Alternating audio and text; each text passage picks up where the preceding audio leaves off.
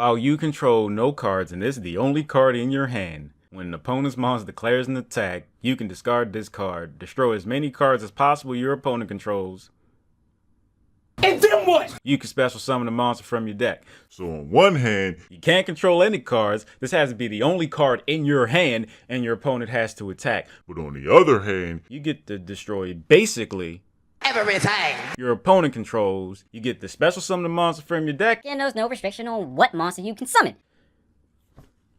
This card is sometimes right. Sometimes it'll be in your hand while other cards are in your hand. Sometimes your opponent will have Ash Blossom or Designator, Called by the Grave.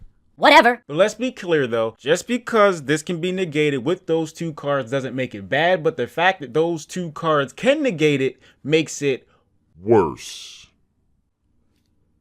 Think about that. Even if this effect goes off and you just so happen to special summon Bubble Man from your deck, which lets you draw 2 because you control no other cards, this still doesn't guarantee you the win by a long shot.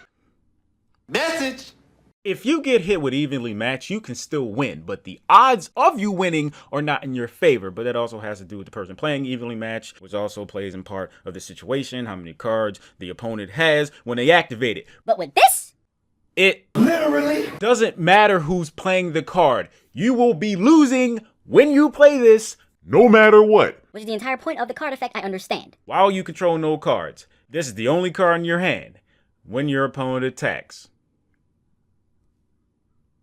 Yeah. That's 3 of them things. Those circumstances do not change. I do like how it says as possible, so even if your opponent has monsters that can't be destroyed, Masterpiece summoned by tributing a monster. What's that? The effect will resolve as much as it can, but most games are pretty much decided long before this card would do anything at all.